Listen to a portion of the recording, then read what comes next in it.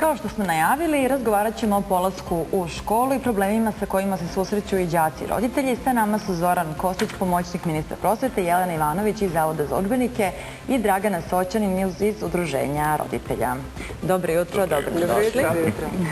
Ono što mene interesuje, da li smo došli već možda u tu fazu, što kaže jedna novo komponovana izreka, nekad je bilo s kolena na koleno, sad je s lakta na lakat. Koliko se ozbiljno pristupa tom poslu, ko je zadužen za donošenje odluka, koliko postoji komunikacije između Ministarstva prosvete, Zavoda za udžbenike, roditelja i nastavnika, protoka informacije, šta je najbolje na ovom mestu za učenike prevashodno? Pitamo vas, iz Udruženja roditelja. Postoji komunikacija, ali pita neko vas uopšte? Upravo sam to htjela da kažem. Evo, kada se govori o donošenju odluka, te odluke se odnose na decu, je li tako, a roditelje zapravo niko ne pita. Roditelji ni u jednom procesu nisu uključeni u donošenje odluka, niti koji će udžbenik da koriste, niti u mnogo toga nisu uključeni u proces komunikacije, niti sa školom, niti sa Ministarstvom prosvete. U tom smislu smo, evo i ove godine, pokušali pre svega da dođemo do informacija oko cele ove fame koja se podigla sad oko besplatnih udžbenika. U martu mesecu, u aprilu mi smo pokušali prvo da shvatimo zbog čega roditelji nemaju informacije. Dakle, priču koju smo pokrenuli, ta priča nije nešto što je izmislilo Udruženje roditelj, nego je nastala iz puke potrebe na osnovu pritiska roditelja koji je vršen na nas u nekom smislu, da im nekako damo informacije, da uradimo nešto u javnosti po tom pitanju, da se sazna šta će do kraja sa tim da se desi. Tako da ove godine, iskreno da vam kažem, roditelji i dalje nas zovu i pitaju da li će biti besplatnih udžbenika, neće, da li će ti udžbenici vraćati, koji će ti udžbenici biti, ko će odlučivati o tome. Znate, prošle godine se desilo, recimo, čini mi se negde u Novom Sadu, a verovatno i po drugim školama, bar koliko mi znamo, da su se neke knjige morale vraćati. Aktiv škola predloži jedne udžbenike, ministarstvo predloži druge udžbenike, roditelji dođu u školu, moraju da dokupuju neke druge nastoje. Evo, Jelena nam je rekla da će prosvetni radnici, tako da oni odlučuju o tome koji će se udžbenici koristiti. Nastaje problem sa tim besplatnim udžbenicima, kao što ste rekli, Dragana, i da će ti udžbenici zapravo ne dobijaju se bespovratno, nego se vraćaju, ali samim tim moraju da budu očuvani. Ukoliko se desi da se malo pohabaju, to će morati roditelji da plaćaju. To je veliki problem i za đake i za roditelje. Pa tako je. To je jedna sada psihološka cena roditeljstva kada mu dete kreće u prvi razred. Da se razumemo, u pitanju su 3 udžbenika besplatna koja se dobijaju i mi smo u nekom smislu, prvo smo predložili, hajde dajte ih bespovratno, ako je to 3 udžbenika, dajte, mislim, prvo svoj deci, od 1. do 8. razreda, ako je potrebno, nemojte samo, mislim, u Beogradu. Drugo, dajte ih bespovratno. Koju poruku mi šaljemo đacima, prvacima? Kada im kažemo, ovo su vam knjige koje morate da čuvate, jer moram da ih vratim na kraju. Koju poruku šaljemo roditeljima kada moraju roditelji u svakom trenutku kada dete radi domaći, da se fokusiraju zapravo na to da se udžbenik ne ošteti, a ne na suštinu koju treba. Znate, preuzeli smo možda neki model koji funkcioniše u zemljama kao što je Engleska, Danska i tako dalje, gde se inače pored udžbenika dobijaju sva ostala sredstva bespovratno, ne, sa vraćanjem zapravo, ali tamo postoje fizički uslovi u školama, imate ormariće, deca tamo rade domaće zadatke, ne nose ih kući. Postoje uslovi između ostalog za čuvanje udžbenika. Na kraju krajeva, zašto taj udžbenik ne bi ostao u kući? Da se ja vratim na svoj dete. Ali te knjige koje se vraćaju? Te knjige koje se vraćaju. Koji je nivo oštećenja prihvatljiv? Odmah da vam kažem, mi smo dogovorili, to ugovorno piše. Ukoliko se desi da se udžbenik rasturi, to je Zavod svaka im čast prošle godine uradio, to je to što se vraćalo, oni su rekli, ako je naša krivica, vratite nam te udžbenike, mi ćemo vam te udžbenike dati besplatno i oni su to učinili. Ukoliko neko uzme i jede burek na udžbeniku, koliko ga izmasti, koliko ga iscepa, koliko ga uništi, platit će taj udžbenik po ceni po kojoj smo mi nabavili udžbenik. Vidi se koje su slučajne, koje su ta cena po kojoj mi nabavljamo udžbenik je prosječna, vi ste čuli malo pre od koleginice da je rekla koje su prosječne. Naravno da je to za nas jeftinije, ta prosječna cena je 360 dinara po udžbeniku. Ukoliko se nešto, ukoliko kaže podvlačenje, molim vas, kakve veze ima da li će dete podvlačiti, neće podvlačiti. Mi smo došli u situaciju, verovali ili ne, da su udžbenici, sve zavisi da li se udžbenik koristi ili ne koristi i od samog nastavnika koliko dete upućuje na udžbenik. Dete treba upućivati na udžbenik, dete treba da zna gde mu se šta nalazi i naravno šta je dobro i zašto se razdvojilo radno od neradnog, zato što svako pitanje koje se nalazi u knjizi gde se ne piše, pozivaju se na radnu svesku gde mogu sve to da beleže. Eto im radne sveske koja će ostati popunjena da mogu danas sutra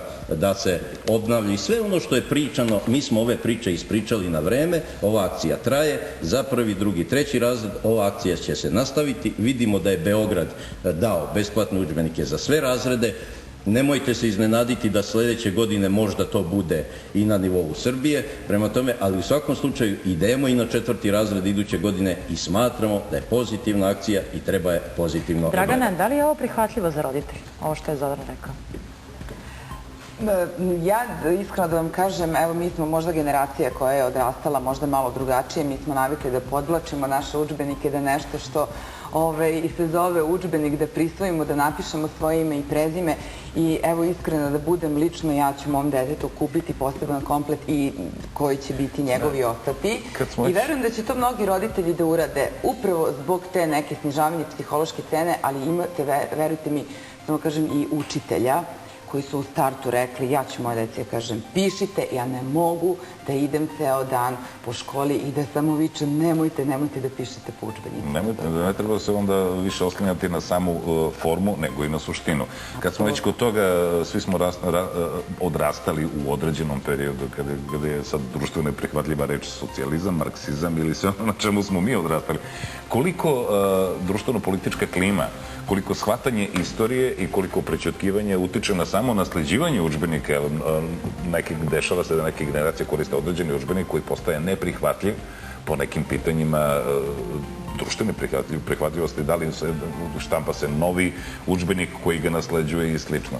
Logično je da se udžbenici menjaju i da se štampaju, možda ne mora da, ali ne samo što se tiče samog očuvanja knjige, znači kao forme, nego i onog što se nalazi u knjizi. Koliko je tu zaduženo 30 urednika po svakom udžbeniku, ali da li treba samo dati nastavnicima izbor za izbor?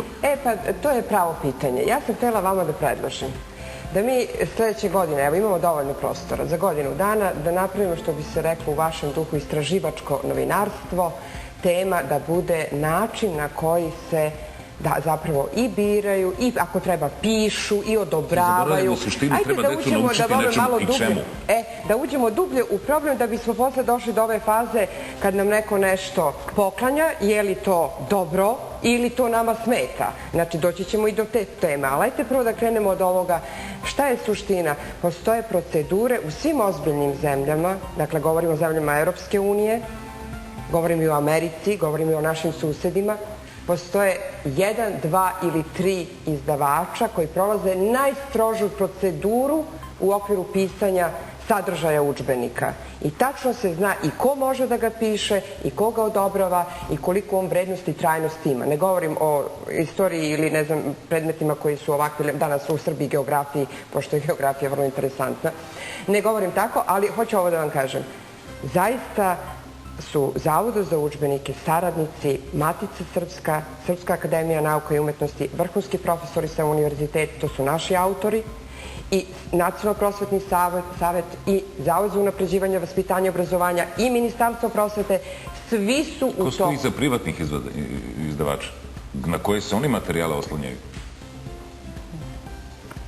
Prilikom štampanja udžbenika? Ne, zaista. Verovatno stoji njihov privatni kapital. Da, ali što se tiče, da li je sad forma, znači u samom sastavu udžbenika, odnosno kažem ono što je propisano po Ministarstvu privrede, na čemu će se deca učiti, da li postoje razlike u samom materijalu ili samo proizvodnji knjiga? Ne, 3 tela postoje koje odobravaju sadržaj i to je potpuno jednako za sve od nedavno. Dakle, nekad nije bilo je po ogledu, pravilniku o ogledu i po zakonu. Sad smo svi izjednačeni.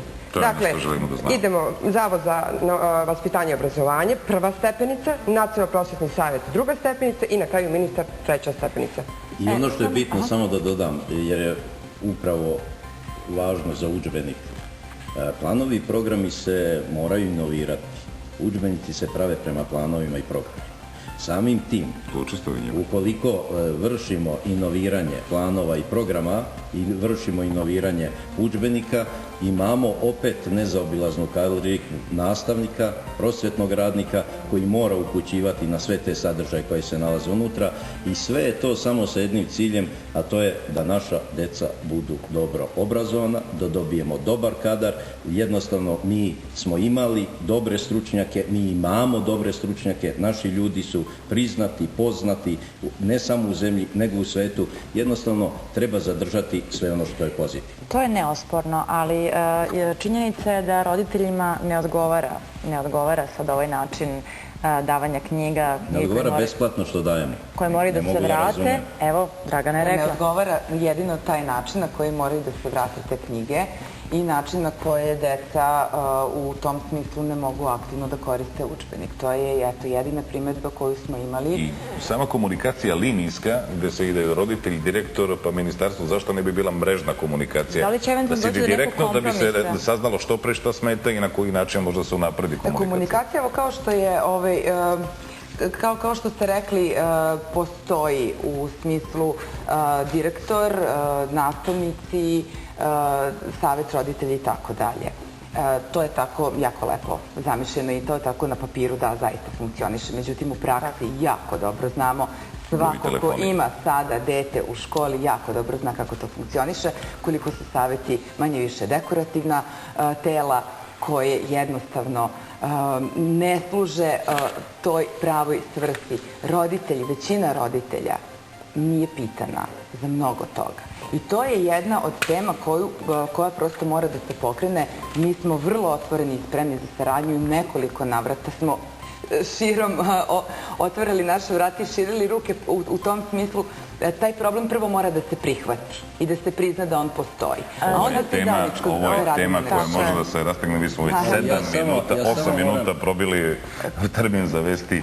Ja se stvarno izvinjam, ovo je jedno sat i po vremena mogli kvalitetno da sad razgovaramo o ovom problemu, ali moramo ići na vesti. Hvala vam puno na ovom gostovanju.